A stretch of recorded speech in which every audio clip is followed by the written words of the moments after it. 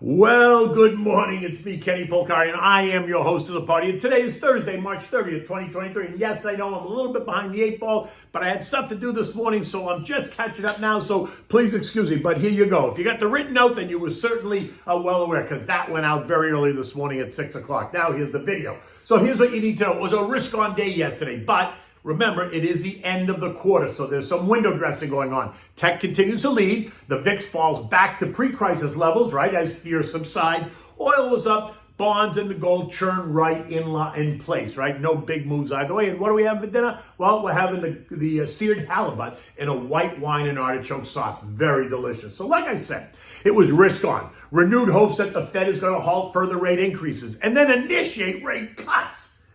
And they will be able to navigate a soft landing. That was the story yesterday. And let's be clear, you know me, I do not see how that is possible. And using soft and landing in the same sentence is absolutely crazy to me. But it is what it is. And that is what sent stocks higher, and it sent anything tech even higher. So while the Dow rose 325 points or 1%, the S&P gained 56 points or 1.4%, the Russell added 20 points or 1.1%, the transports added 138 points or 1%. It was the NASDAQ that stole the show. It rose 210 points or 1.8%. Now, let's not forget, it's also the end of the quarter. It's the marking period for portfolio managers. So they are all positioning themselves, known as window dressing, right, to look pretty before the report cards go out to investors, meaning quarter end statements, right? Now, let's look at the NASDAQ specifically, right? A look at that chart reveals that it's been riding along its 50-day moving average trend line. Now, remember, as the year began, we were well below all three trend lines and all the indices, searching for direction. Now, for the NASDAQ, the new year took us up and through all three trend lines, and by early February, we had risen 20% before the Fed anxiety set in. And then we got the SVB anxiety that set in early March, forcing the NASDAQ to retest all three trend lines and all the indexes, right? We did that on March 13th. We found support on the NASDAQ and then pushed higher. On March 15th, the short-term trend line, the 50-day, pierced up and through the longer-term trend line, the 200-day, resulting in what is known as a golden cross for any technician out there. And boom, it's off to the races. Now, when this happens, it's interpreted by analysts and traders and algos as a change in trend, suggesting a definitive change in psychology that takes stocks higher. Now, when the opposite happens, it's called the death cross, suggesting a change in trend to the downside, taking stocks lower.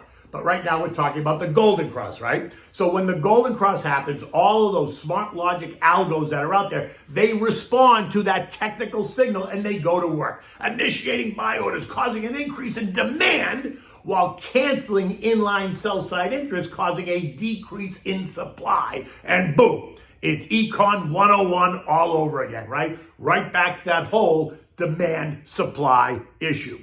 Since that happened, the NASDAQ is now up 5%, right? It's pushed up, it came back, it tested the trend line, it found support, then it pushed up again. On Tuesday, when tech was weak, we came down, we kissed the trend line again and held. And so when we held, it found that was a positive signal, right? So then yesterday, when there was no real negative news and the global tone was positive, the algos went to work, right? Now, just to be clear, it's happened in all the indexes, right? But the Dow, S&P, and Russell were not able to hold those trend lines when we tested them after the Silicon Valley crisis. NASDAQ did, right? So when they came down to test support, there wasn't any report, and boom, down they went. Right? It was also, this all happened right around the Silicon Valley banking crisis, right? That enveloped the country. And it sent the VIX soaring by 70%, causing all kinds of angst amongst the paparazzi. The nervousness rose, the algos panicked, causing those couple of days of exodus across the 11 broad sectors. While tech did suffer, it didn't break, unlike all the other indexes, which did break. Now, we had all the talking heads all over TV telling us to sell stocks and move money into short duration bonds because the end was coming. Goldman, JP Morgan, Morgan Stanley, BlackRock, etc., all painting a very dark picture. Now, could they have been also talking their book?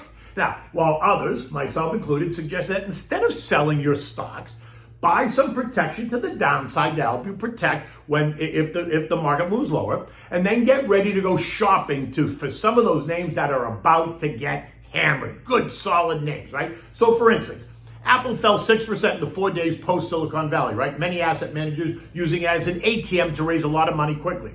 It's now up 10% off that sale price. Nvidia, which is another fan favorite, fell 8%. It's now up 24% since that sale price only 2 weeks ago. Meta was down 5%, it's up 16%.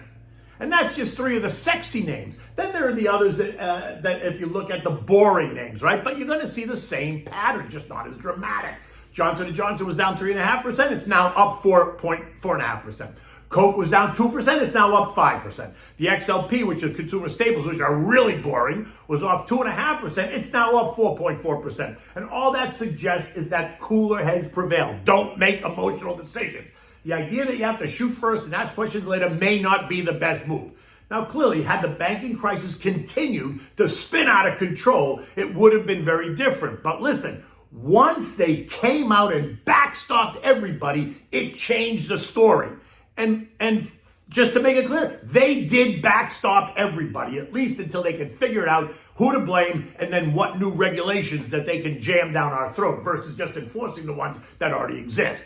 The VIX, which is the fear index, which had surged, has now collapsed, falling 40%, taking us right back to where we were prior to Silicon Valley, the calamity, right? And that has helped investors in stocks kind of regain their footing. Couple that with the idea that investors are getting a bit more comfortable with the next Fed move, and that they're now expecting rate cuts by year end. That has helped stocks regain their footing. Now, you know me, I do not believe the rate cuts are coming. I just don't. Unless, of course, there's some kind of black swan event that nobody absolutely sees. But again, I don't see it, so I don't see it coming. Now, the XLK, which is the S&P Tech ETF, gained 2% yesterday. The semis added 3.2%. Disruptive tech up 3.8%. Artificial intelligence up 2%. Cybersecurity up 1%. All your favorite names jumping higher as the algos go all in. And remember, just like on the way down, when the algos go to risk off, the path of least resistance is down. And when the algos go to risk on, the path of least resistance is up. Other sectors that outperformed yesterday: consumer discretionary up 2%, real estate up 2.4%, airlines up 2%. All the other sectors are gaining just about 1.5%, other than consumer staples, which only gained 0.5%. Remember, those are the boring ones. This morning, while U.S. futures are up, the market is now open, and the market is up across the board. All the indexes are higher. So it looks like, it's going to be another good day. Now, there is some economic data out there today, but none of it is going to be a directional driver. The focus is going to remain clearly on tomorrow's PCE report, right? There are those three Fed heads speaking today: Boston Susie Collins, Richmond's Tommy Barkett, and Minneapolis's Neil Kashkari. Now, we know how Neely feels, right? He's very hawkish. But let's see how the other two feel. In addition, Janet just might be popping her head up somewhere to speak. And then tomorrow we're going to get a commentary from ECB President Christine Lagarde. European markets are also up across the board, about a little more than 1%, all across the board. Again, it is the end of the quarter. And like here, the tech stocks are leading. They're up 1.5%. Banking stocks are up nearly 2%.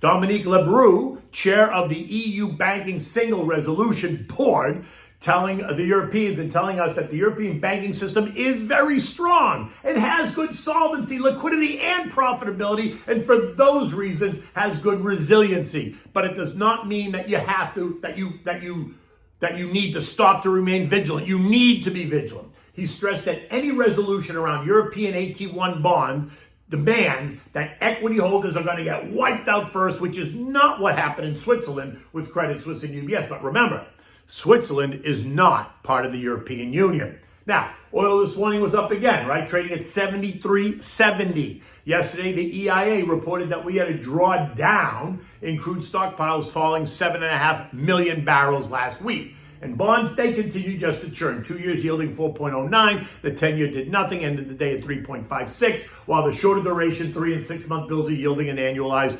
4.8%, right? Although offering shelter in the storm. And we've talked about that, right?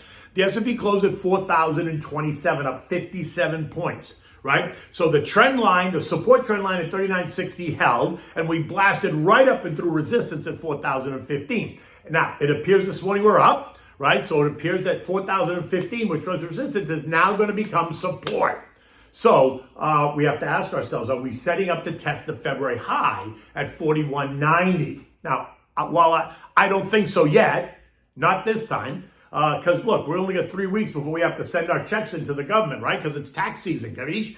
Everyone waiting on Friday's PCE report tomorrow to see what that says. Now remember, you have the need to remain focused. Don't get drawn into the frenzy. Don't make emotional decisions. Take advantage of the chaos, because in that chaos is opportunity. Okay, so what do we have for dinner tonight? We're having the seared halibut with white wine and artichokes. It's a simple dish, but so good.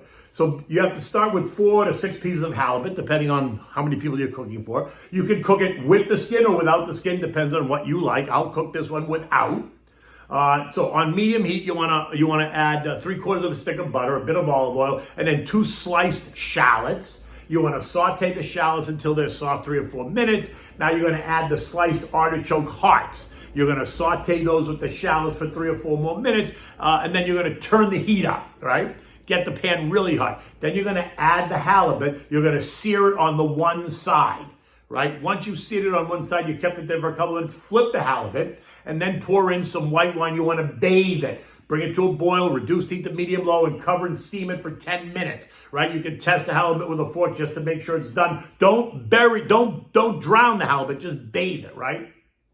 Now, your artichoke hearts can be either frozen or canned, right? If you use the canned ones, just slice open and rinse them. Now, you're going to serve this on a warm plate with maybe steamed French-cut green beans, season with a little bit of olive oil, salt and pepper, and roasted butternut squash. You could do either. Maybe you do both. As always, include a mixed green salad. You want to dress this one maybe in a red wine vinaigrette, right? The colors of the veggies, if you use both the green and yellow, accent the whiteness of the halibut and make for an eye-appealing, sensory-stimulating presentation. And then again with this, naturally, the wine you're gonna drink is the wine that you use to cook. And you know me, Pinot Grigio Santa Margherita is the one is always my go-to wine, both for cooking and drinking. And in any event, look, it's kind of a cloudy day outside. It's not really beautiful, but it's not bad. I mean, it's not 26 degrees like it is up in New York, but it's about 75 degrees out, but it's a little bit cloudy. In any event, until tomorrow, take good care.